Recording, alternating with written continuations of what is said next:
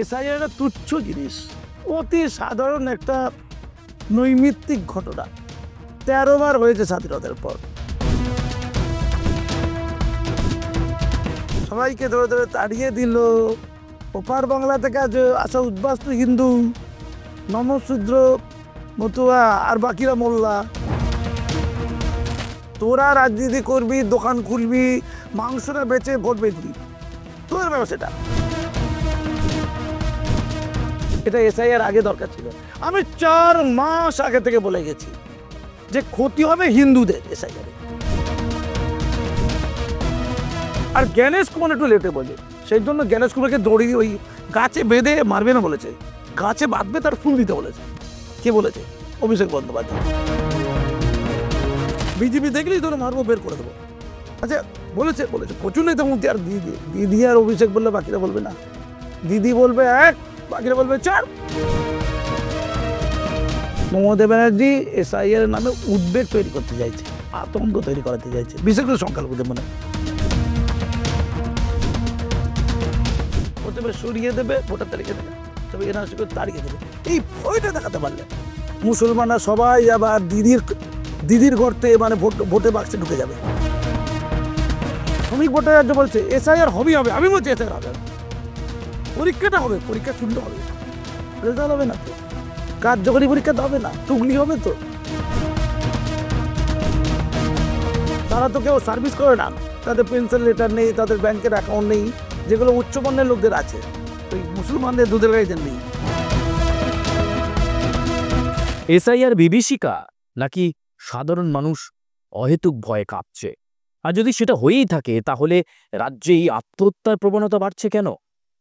SIR কোন পথে এগোবে এবং এই স্পেশাল ইন্টেন্সিভ রিভিশনে কার ক্ষতি, কার লাভ, কে কোথায় দাঁড়িয়ে, আমজনতা কি বলছে, তাদের মনের কথা কি? আমরা কথা বলবো। আমাদের সঙ্গে রয়েছেন কাজী মাসুম আক্তার। তিনি কথা কিছু বলা মানেই, কিছু ব্যাখ্যা বিশ্লেষণ দেওয়া মানেই কিন্তু মুহূর্তে সেটা ভাইরাল হয়। এবং আজকে তিনি এই এসআইআর প্রসঙ্গে কি যুক্তি দেন, কথা বলবো তার সঙ্গে। আপনাকে স্বাগত জানাই। প্রথমেই বলতে চাইছি, এসআইআর এটা তো নতুন কিছু নয় স্যার, 2002 সালে হয়েছিল। তাহলে এখন হঠাৎ করে বলা হচ্ছে, আমি যদি প্রদীপ কর দিয়েই শুরু করি, শাসক দল বলো জাস্টিস ফর প্রদীপ কর, তারপরে আবার ক্ষিতীশ মজুমদার, তারপরে আরও একটি কোচবিহারে একজন, এই যে 3টে মৃত্যুর ঘটনাকে কানেক্ট করা হচ্ছে এসআইআর এর সঙ্গে, কি এমন বিভীষিকা ধরাচ্ছে? কিচ্ছু নয়, রাজনৈতিক ব্যবসায়ীরা দোকানটা বেশ ভালো চালাচ্ছে, তার সাথে আপনাদের মতো কিছু টিভি চ্যানেল আর কিছু পোর্টাল যুক্ত হয়েছে। ভয় দেখানো হচ্ছে, ভয়। মানে মাংসের দোকান করার কথা ছিল, তারা মাংসের দোকান না করে তারা রাজনীতির দোকান করেছে, ব্যবসা করে খাচ্ছে। এবার ব্যবসা করতে গেলে যে লোকের জীবন চলে যাবে, ওদের বয়ে গেছে, থোড়াই কে। জীবন চলে গেলে লাভ কাদের? ব্যবসায়ীদের। তার ডেড বডি নিয়ে প্রোটেস্ট করবে, কত মজা না যুযুধান পক্ষ। ছি ছি ছি। এসআইআর একটা তুচ্ছ জিনিস, অতি সাধারণ একটা নৈমিত্তিক ঘটনা। 13 বার হয়েছে স্বাধীনতার পর। বিশেষ নিবিড় পর্যবেক্ষণ বা সমীক্ষা, ভোটার তালিকা সারা বছর ধরেই ভোটার তালিকা ঠিকঠাক হয়, কিন্তু ঠিক করে হয় না, বিশেষ নিবিড় হয় না। ফলে ভূত থাকে, আত্মা থাকে, ভুয়ো থাকে, বিদেশি থাকে, একজনের 4 জায়গায় ভোট থাকে। ওই জন্য বিশেষ আর নিবিড় করতে হয়, ভালো করে দেখার জন্য। কিন্তু করা হচ্ছিল, কিন্তু দোকানদাররা কি দোকান খুলবে না? দোকান খুললো। এই এনআরসি এসে গেল, সবাইকে ধরে ধরে তাড়িয়ে দিল। ওপার বাংলা থেকে আসা উদ্বাস্তু হিন্দু, নমশূদ্র, মতুয়া আর বাকিরা মোল্লা, সব তাড়িয়ে দিল। কি হলো জানদে প্রদীপ কর, পানিহাটির মনে হচ্ছে, পয়ে পানিহাটি, পয়ে প্রদীপ, খুব ভালো। তার প্রচুর আতঙ্ক হলো। সে 57 বছর ধরে বাংলায় আছে, ভারতের নাগরিক। তার বাবা একদা বাংলাদেশ ছিলেন, তো জনসংখ্যা বন্টন তো নর্মাল ব্যাপার। এপার বাংলার লোক, ওপার বাংলা, ওপার বাংলার লোক, পার বাংলা, ধর্মের নামই তো দেশ ভাগ হয়েছে। 57 বছর ধরে এই ভারতে বাস করেছে, জন্মেছে ভারতে। তাকে নাকি মরতে হলো, সেটাকে ডায়েরি লিখেছে, ডায়েরির সাথে নাকি আঙুল টাঙুল দেখি নাকি, তারপরেও নাকি পা দিয়ে লিখে ফেলেছে, আমি ধরলাম পা দিয়ে লিখেছে। তাতে এনআরসি এনআরআই ছিল নাকি, সেটাকে সি করে দিয়েছি কেউ আর কি। ওই ডায়েরিটা জাল গিয়ে অরিজিনাল লোক এখন এনি বকবে, কাজ নেই তো রাজ্যের, এনি বকবে, কিন্তু তার তো জান গেছে অলরেডি। তার বাড়ির লোক যদি অপরাধী না হয় তাহলে নিশ্চয়ই এনআরসির জন্য, অথবা তিনি মানসিক রোগী ছিলেন, কিছু জায়গা ছিলেন নাকি।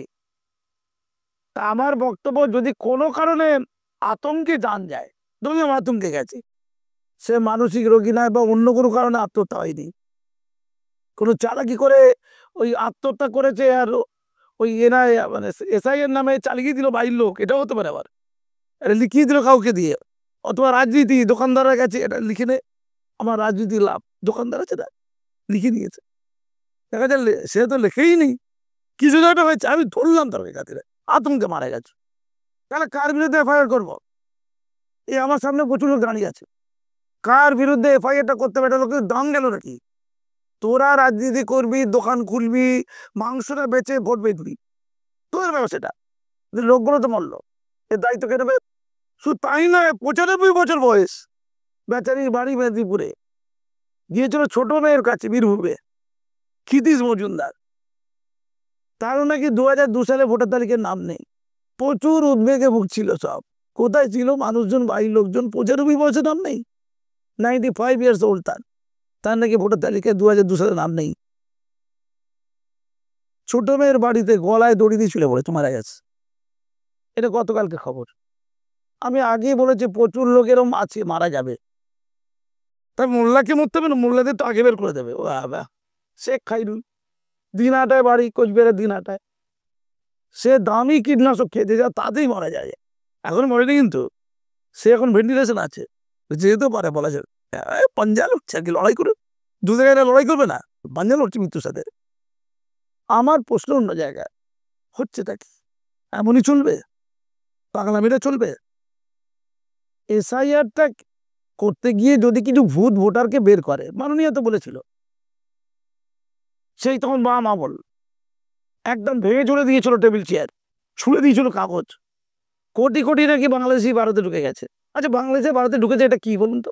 আমি পরিষ্কার করে বলছি, বাংলাদেশি যারা ভারতে ঢুকেছে বলে দাবি করা হচ্ছে, তারা মূলত হিন্দু উদ্বাস্তু। তারা 2002 সাল থেকে যদি আপনি খুঁজলেন দেখবেন প্রচুর উদ্বাস্তু হিন্দু বা নম্যশূদ্র বা মতুয়া সম্প্রদায়ভুক্ত, তারা ওপার বাংলায় ভালো করে থাকতে পারেনি। যদি বলেন কি করে প্রমাণ? আর ওপার বাংলা থেকে যত লোক কমেছে, কারা কমেছে? মুসলমানরা কমেনি, হিন্দুরা কমেছে। 22% ছিল একদা, কমে কমে কমে কমে সেটা এখন 7.5% লেগেছে। তাহলে বাকিগুলো গেল কোথায়? বাকিগুলো ভারত এসছে ধরতে হবে। ভারতে কোথায় আসবে? তারা পশ্চিমবঙ্গে আসবে, আসামে আসবে, ত্রিপুরা আসবে, বা অন্যান্য রাজ্যে ছড়িয়ে দেবে, এই তো গল্প। তারা কারা? তারা হচ্ছে ওপার বাংলার হিন্দু। বলুন কি বলবেন? এবার এই লোকগুলো যে এখানে এসেছে, তারা কোথায় বাস করে? 5টা বিধানসভা কেন্দ্র বা লোকসভা কেন্দ্র তাদের দ্বারা পরিচালিত, সীমান্তবর্তী লোকসভা কেন্দ্র 5টা হিসেব বলছে, তারা বাস করে। তাদের আধার টাধার আছে, অন্য কিছু আছে, করে দিয়েছে দাদারা। ওই রত্না আছে না, রত্নার ভাই জাকির, এগুলো করে দেয়, তো বলেছে দেয় জাকির আছে, করে দেবে, করে দিয়েছে। কিন্তু ভোটার তালিকা সংশোধনের সময় অনেক কিছু দেখা হয়, তার বাবা মা কবে থেকে আছে, তার সম্পত্তি আছে কিনা ঠিকুজি দেখা হয়, নারী দেখা হয়, নাইট পাওয়া হয়। তাতে কিন্তু ওরা বাদ যাবে। ওদের বাদ যাওয়া থেকে মুক্তির একটাই রাস্তা ছিল, সেটা হচ্ছে সিএএ সুযোগ নেওয়া। কারণ ওপার বাংলা থেকে যারা মুসলমান এসছে, বলা হয়েছে তারা হচ্ছে অনুপ্রবেশকারী, আর যারা হিন্দু এসছে, জৈন বৌদ্ধ হিন্দু খ্রিস্টান বলা হয়েছে না, 5টি ধর্মী সম্প্রদায় সংখ্যালঘু, তারা তারা হচ্ছে শরণার্থী। তো শরণার্থী হিন্দুদেরকে সিএ এর মাধ্যমে ভারতে অন্তর্ভুক্ত করা, ভারতের নাগরিকত্ব দেওয়া, এটা দরকার ছিল, তাই তো? এটা এসআইআর আগে দরকার ছিল। আমি 4 মাস আগে থেকে বলে গেছি যে ক্ষতি হবে হিন্দুদের এসআইআরে, হিন্দু মতুয়াদের, হিন্দু নমশূদ্রদের, হিন্দু উদ্বাস্তুদের, ওপার বাংলা থেকে যারা 2002 সালের আগে অথবা ভোটার তালিকায় নাম নেই 2002 অথবা 2002 সালে বিপুল পরিমাণ পরে, 2002 এর পরে, তার জন্য সিএ এর ক্যাম্প করা দরকার ছিল 4 মাস আগে। 4 মাস আগে বলছি, বিজেপির প্রত্যেকের নাকে সর্ষের তেল দিয়ে ঘুমাচ্ছে, এখন তো বলছে না না 700 ক্যাম্প ওর করবে। কথা শুনুন, ওটা আমি বলার পর বলে বলে বলে বললে বললে বললে বললে 4 মাস ধরে লাগাতার বিভিন্ন পোর্টালে টিভি চ্যানেল, আমি তো তুচ্ছ লোক, আমাকে পাত্তা দেয়, বলে যে সর্বনাশ হবে, ওই 1.5 লক্ষ 1.5 কোটি মুসলমান বাদ যাবে, সব ফালতু কথা, কিচ্ছু যাবে না বাদ, মুসলমানরা বাদ যাবে না। আমি ব্যাখ্যা দিচ্ছি কেন, ব্যাখ্যা দিচ্ছি শুনুন, নতুন কথা বলবো, আমি নতুন কথা কার কথা বলি, আর গোটা রাজ্যের টিভি চ্যানেল টুকলি মারে, মুসলমানরা বাদ যাবে না, হিন্দুরা বাদ যাবে, এটা ক্ষতি হিন্দু যাবে, কেন বলছি? বিজেপি ভোট ব্যাংকও নেবে। ক্ষতি হবে, ক্ষতি হবে, আমি বলছি তো সহজে পেয়ে যাবে ভোটটা, উল্টো বলছে, উল্টো। আর মমতা কেন হয়তো চিৎকার করছে, সব জেনে শুনে, মমতা সব জানে, সেটাও বুঝতে হবে, সেটাও বুঝতে হবে, হিন্দু ভোটের জন্য করছে, মোল্লা ভোটের জন্য করছে না। এই লক্ষ লক্ষ ওপার বাংলা থেকে আসা মানুষ, তাদের যদি সিএ এর ফর্ম ফিল আপ হতো 4 মাস আগে, এখন তারা শংসাপত্র পেয়ে যেত। 13 নম্বর কাগজ করা হচ্ছে, শুনে নিন, ভারত সরকারের নির্বাচন দপ্তর 13 নম্বর কাগজ করছে সিএএ সার্টিফিকেট, জানেন তো, এই ভোটার তালিকায় নাম তোলার জন্য। সেই 13 নম্বর কাগজ তো নেই, 2 থেকে 5% লোকের হাতে আছে, 95% হাতে নেই, তাদের কি হবে?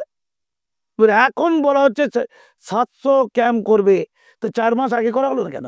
মাসুম আক্তার যখন চিৎকার করে বলছিল, এত নেতা চিৎকার করে হই হই রই রই, দুর্গাপুর তিলোত্তমা, দুর্গাপুর তিলোত্তমা, এইটা তো করতে পারতো ভোটে বাঁচার জন্য, আগে তো মাস তোরা তোরা মাছ আগে, এরা মূলত বিজেপিকে ভোট দেয়।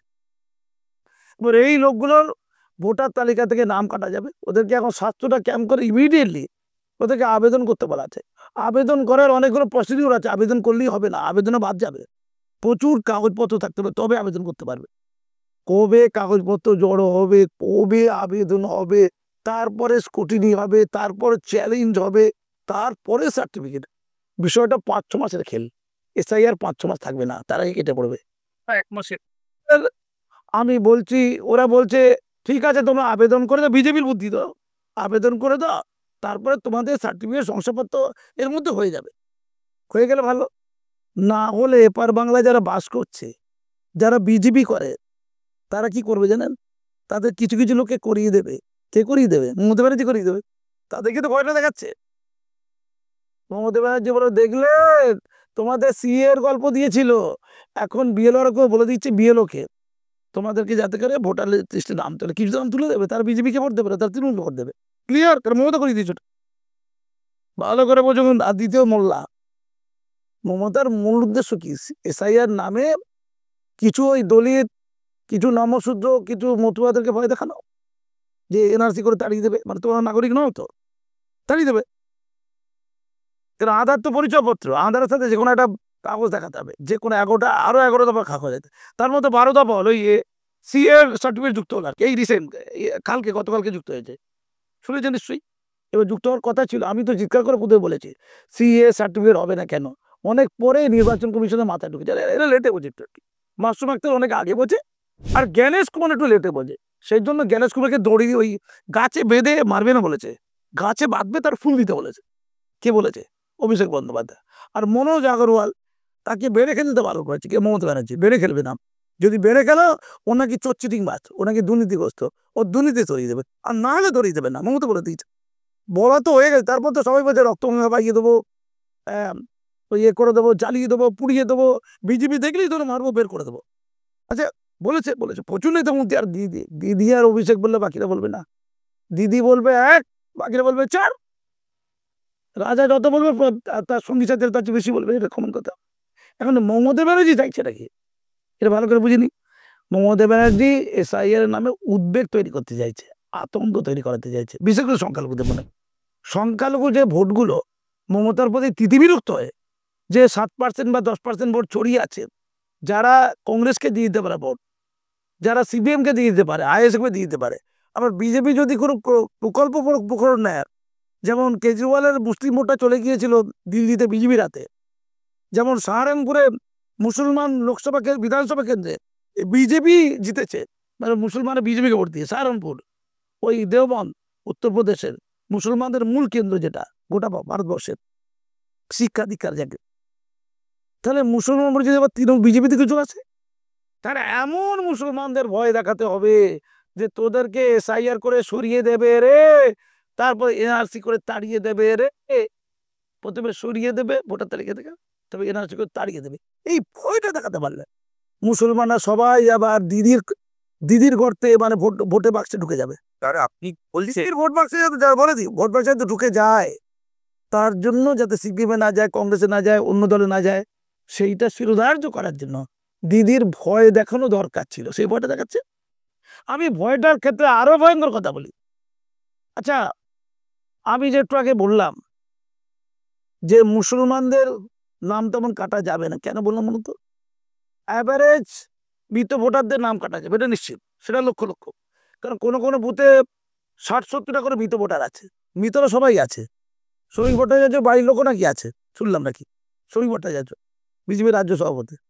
প্রচুর লোকের ওই যে মারা গেছে কে একজন আছে, তার নাম এখন আপন আছে, বিজেপি কর্মী অভিজিৎ। প্রচুর লোকের আছে, মানে নাম সংশোধন হয়নি ঠিকঠাক করে। আবার অনেকে নামের বানান ভুল আছে। তাহলে ভুয়ো ভোটার, বিদেশি ভোটার, রোহিঙ্গা ভোটার কিছু বাদ যাবে, বাংলাদেশি পাকিস্তানি ভোটার কিছু বাদ যাবে, সেটা সংখ্যা আঙুরি নয়। আর আর মৃত ভোটার বাদ যাবে, ভুয়ো ভোটার, স্থানান্তরিত ভোটার, বিবাহিত মহিলার ভোটার, মানে স্বামীর বাড়িতেও ভোটার তালিকার নাম আর বাপের বাড়িতেও ভোটার তালিকার নাম, শেষ যেটা তালিকায় থাকবে আচ্ছা স্বামীর বাড়ি, তাহলে বাপের বাড়িটা বাদ যাবে। আর এক একজন আছে তার উত্তরপ্রদেশে ভোটার তালিকার নাম আছে, মধ্যপ্রদেশ আছে, বিহারে যে কলকাতা আছে, আবার গ্রামে আছে, 4 জায়গায় আছে, 3টে বাদ যাবে। শেষে যেটাতে থাকতে চাইছে সে বিহারে থাকতে যাবে, বিহারে থাকবে, পশ্চিমবঙ্গ বাদ যাবে। অর্থাৎ একই লোকের একাধিক ভোটার তালিকায় এগুলো কারেকশন হবে, এই জন্যই তো এসআইআর হচ্ছে। কিন্তু মজা হচ্ছে মুসলমান বুথ কতগুলো, রাজ্যে মোট বুথ হচ্ছে 80,000-এর মতো। কত? 35% যদি রাজ্যে মুসলমান হয়, তাহলে 80,000-এর 35% মানে 20-25,000। এই 20-25,000 বুথ হচ্ছে মুসলমান ওরিয়েন্টেড জায়গা। তো সেখানে কি বিএলওকে school master, primary school master, মানে উচ্চ ডিগ্রি নয়, কম ডিগ্রি বা উচ্চ মাইনের না, কম মাইনের লোক, তারা হয় হাই স্কুলের ক্লার্ক, পিউন, আর প্রাইমারি স্কুলের মাস্টার, তারা হচ্ছে বুথ লেভেল অফিসার। হায়ার স্কেলে উচ্চ মাধ্যমিক, মাধ্যমিকের টিচারে যায় না, ওরা তো নিম্নমানের না, ওরা উচ্চ মানের। আর বাকি সরকারি সি লেভেলের কর্মী, সবেরা সি লেভেলের কর্মী, তারা অনেকে নিজের নাম মতো ঠিক মতো গুছিয়ে লিখতে পারে না।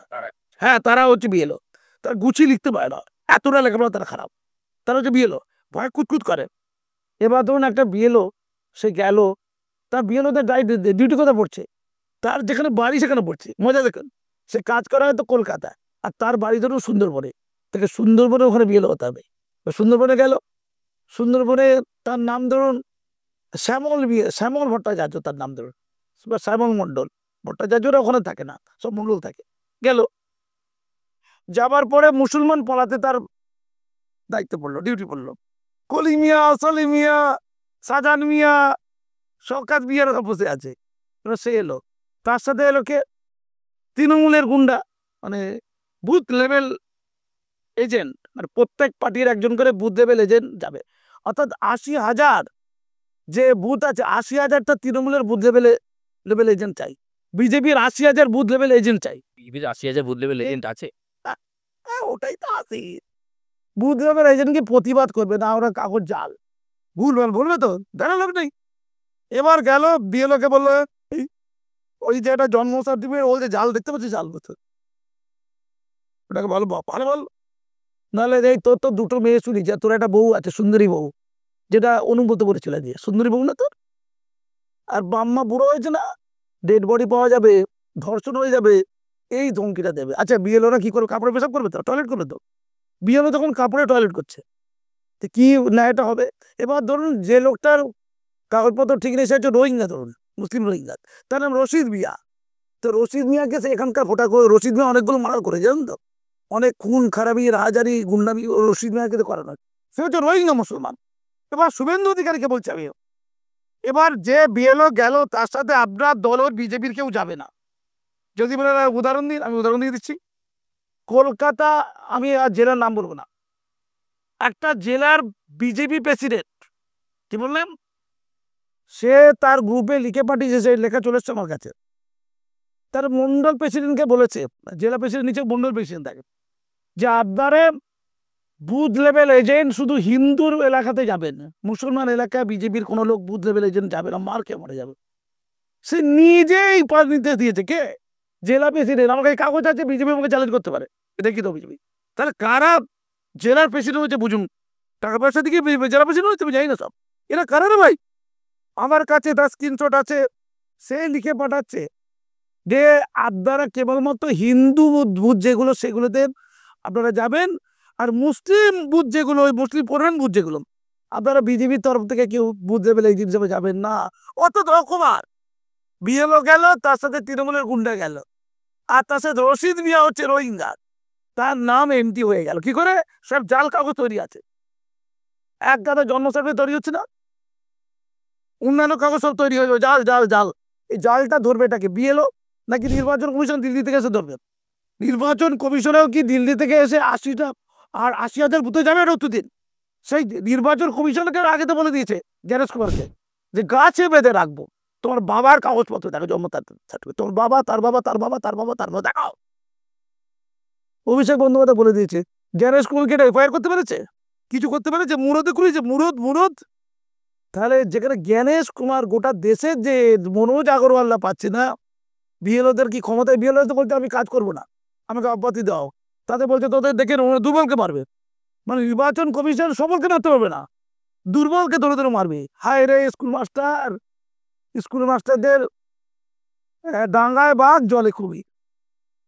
রাজ্য সরকার একদিকে পিটিএল করে দেবো, মমতা বলে দিয়েছে তোমরা এসআইআর আগে আমাদের কর্মী, আবার এসআইআর পরেও আমাদের কর্মী, অর্থাৎ তোমার ওয়েট করো আর কি, আমাদের কথায় না চললে তোমাদের সাড়ে সর্বনাশ। আর গুন্ডারা বলে দিয়েছে সুন্দরী দুটো মেয়ে আছে আর বউ আছে ঘরের, তার এলাকা দিতে যায়, হয় সে তার কর্মস্থলে হবে বিএলও, অথবা তার নিজের যেখানে জন্মস্থান সেখানে হবে। তা সবাই তো চেনে, নন্টে কাজী, পন্টে কাজী, অন্টমিয়া, কন্টমিয়া সব চেনে। এবার বলুন কিভাবে এসআইআরটা সঠিক হবে? আমাদের শ্রমিক ভট্টাচার্য বলছে এসআইআর হবেই হবে, আমি বলছি এসআইআর হবে, পরীক্ষাটা হবে, পরীক্ষা শূন্য হবে, রেজাল্ট হবে না তো, কার্যকরী পরীক্ষা তো হবে না, টুকলি হবে তো, পরীক্ষার টুকলিও হয় তো শ্রমিকবাবু, আপনি তো সভাপতি আছেন, পরীক্ষার টুকলি হয় তো, পরীক্ষা সম্পূর্ণ হলো টুকলির মাধ্যমে, এসআইআর সম্পূর্ণ হলো জালিয়াতির মাধ্যমে, আমি বলবো কি করবে না, উত্তর দিন। আপনার তো লাভ নেই, আপনার তো বিএলএ নেই, বুথ লেভেল এজেন্ট নেই। যারা শ্রমিক ভট্টাচার্য আমি বলছি, শুভেন্দু অধিকারীকে বলছি, সুকান্ত মজুমদারকে বলছি, যারা আপনাদের চারিদিকে গোলে করে সারাক্ষণ ধরে, তাদেরকে বুথ লেভেল এজেন্ট ওদের গ্রামে গ্রামে পাঠান, মোল্লা এলাকায় পাঠান, মুসলিম এলাকায়, দেখি কত ক্ষমতা আছে। বড় বড় ডায়ালগ মারা বন্ধ করুন। ফলে এসআইআর হবে, তার আগে ভয় দেখানো এই জন্যই হচ্ছে। কিন্তু আমার দুঃখ হচ্ছে এরা ভয় দেখাচ্ছে বলে লোককে আতঙ্কিত করছে বলছে। মাননীয় কি করতে পারতেন? মাননীয় অনায়াসই কাগজপত্রগুলো তৈরি করতে সাহায্য করতে পারতেন। উনি যদি মুসলমানদের বন্ধু হয়ে থাকে, মুসলমানদের যদি ভোট সত্যি করে কেটে যাওয়ার ভয় থাকে, ধরলাম মুসলমানদের কেটে যাবে, মাননীয় এটা বলছেন যে মুসলমানদের ভোটকে এসআইআর নরেন্দ্র মোদীরা কেটে দেবে, মানে ভোটার তালিকাতে নাম কেটে দেবে। তাহলে মাননীয় ভোটার তালিকার নাম ঠিক করার জন্য তাদের যে বিভিন্ন সরকারি কাগজপত্র, তারা তো কেউ সার্ভিস করে না, তাদের পেনশন লেটার নেই, তাদের ব্যাংকের অ্যাকাউন্ট নেই, যেগুলো উচ্চবর্ণের লোকদের আছে, ওই মুসলমানদের দুধের গাড়িদের নেই। তাহলে কি করবে? ফ্যামিলি ট্রি আছে, মুসলমানদের বাপ, তার বাপ, তার বাপ, এটার তালিকা করা যাবে। সেই ফ্যামিলি ট্রিটা করে দিক সরকার, পশ্চিমবঙ্গ সরকারের লোকজন। তাদের জমির পাট্টা কাগজ হারিয়ে যেতে পারে, সেগুলো ঠিক করে দিক, পুরনো কাগজ। 1987 সালের আগে তাদের যে সকল পরিচয়গুলো ছিল সেইগুলো কাগজ রাজ্য সরকার ঠিক করে দিতে পারে। এই উদ্যোগটা না নিয়ে মুসলমানরা যাতে খাদ্রার মধ্যে পড়ে সেরকমই পড়ুক, তারা যাতে উগ্র হয়ে যায়, তারা যাতে হিংস্র হয়ে যায়, এবং পরিযায়ী শ্রমিক যাদেরকে 5,000 করে দিচ্ছে তারা মূলত মুসলমান সম্প্রদায়ের লোক, যারা অন্য রাজ্য থেকে তারা 5,000 করে কতদিন পাবে? 26-এ ইলেকশন পর্যন্ত পাবে, 26-এ ইলেকশন পর্যন্ত। তাহলে কি তারা কি গুন্ডা বাহিনীর কাজ করবে? তারা কি নিজেরা মরবে আর লোককে মারবে? আমি পরিষ্কার করে বলছি এই দিকটা কিন্তু হতে চলেছে। এই খুনোখুনি এসআইআর এর অনেক বড় ব্যাপার হচ্ছে রাজ্যের শান্তি, মানুষের প্রশান্তি, মানুষের গণতান্ত্রিক অধিকার। এসআইআরটা কিন্তু ভারতের সংবিধান সম্মত একটা পন্থা। এসআইআর করতে হবে, এটা সুপ্রিম কোর্টের নির্দেশ, এটা ভারতের সংবিধানের নির্দেশ। কোনো অন্যায় হচ্ছে না। দিদি এসআইআর পক্ষে ছিলেন, এখন তিনি এবারও এসআইআর পক্ষে। তার লক্ষ্য যে উদ্বেগ তৈরি করা, আতঙ্ক তৈরি করা, যা করে গুলিয়ে দেওয়া, অভিযুক্ত করে দেওয়া নির্বাচন কমিশনকে, নরেন্দ্র মোদীকে, আর যাকে হোদল কুতকুত বলে সে অমিত শাহের, আর বিজেপিকে ভয় ধরিয়ে দেওয়া যে তোরা ভোটার তালিকা থেকে অবৈধ ভোটার তাড়াবি, ভূত ভোটার তাড়াবি, দেখ কেমন লাগে। আগেই ভোটারকে আতঙ্কিত করে দেওয়া। এসআইআর হচ্ছে 2026-এ ইলেকশনের আগে শাসক দলের পেশিয়াস পালনের একটা মোক্ষম কেন্দ্র। ওরা এখন পেশিয়াস পালন দেখাবে গোটা রাজ্য জুড়ে। তাতে ক্ষতিগ্রস্ত হবে আম মানুষ, সাধারণ মানুষ। এটাই আমার পায়ের, এটাই আমার উদ্যোগ। এই জনগণকে আমি সচেতন হতে বলছি, সতর্ক হতে বলছি। ধন্যবাদ। আপনার কাছে আমার শেষ প্রশ্ন, যে আপনি তৃণমূলের কথা বললেন, ভারতীয় জনতা পার্টির কথা বললেন, বাম শক্তি তারা তো বলছে আমরা প্রথম থেকে লড়াই আন্দোলনে রয়েছি, একটা যদি বৈধ ভোটার বাদ যায় তারা কমিশন ঘেরাও করবে, উত্তাল করে দেবে। সেই বাম শক্তি বা কমিউনিস্ট পার্টির কথা কি বলবেন? ওদের রক্তক্ষরণ কি বন্ধ হয়েছে? কেউ কি ব্যান্ডেজ করেছে? যেখান থেকে রক্ত বেরোচ্ছিল অনেকে কোনো ব্যান্ডেজ করেছে কেউ? এই ব্যান্ডেজ করার লোক কি বামেতে আছে? ধরুন রক্তক্ষরণ হচ্ছে, ব্যান্ডেজ করতে লোক চাই। আমাকে বলবেন না দাদা, ওরা হয় একুলে যাবে না সেকুলে যাবে, কোনোটাতেই যেতে পারছে না। ওরা এসআইআর পক্ষে, জানেন তো, এসআইআর নর্মাল পদ্ধতি বামেদের শিক্ষিত করে জানে, কিন্তু বিজেপিকে খারাপ বলতে হবে। একদিকে বিজেপিকে খারাপ বলার জন্য এসআইআরটা খারাপ বলছে, এসআইআর কর্মসূচিগুলো খারাপ বলছে, লক্ষ্য নাকি খারাপ বলছে। আবার মমতা ব্যানার্জি যে গুন্ডামিটা করছে সেটাও খারাপ। ওরা সান নাকি না কুল নাকি অবস্থা, বলে ওদের কথা বলবেন না, ওদের কথাতে কিছু হবেও না। ধন্যবাদ। অনেক ধন্যবাদ আপনাকে। আমরা কথা বলছিলাম কাজী মাসুম আক্তারের সঙ্গে, এবং এসআইআর নিয়ে ঠিক কি চলছে, আখেরে আম জনতার ক্ষতি, আর সেই ক্ষতি আর তার সঙ্গে ভয়ের পরিবেশ। আগামী আরও একটা মাস সময় রয়েছে, এবং তারপর ঠিক কোন পথে এগুলো বাংলা, তার দিকে আমাদের নজর থাকবে। সুব্রতর সঙ্গে সুচারু, দাদা দিদি রাজনীতি।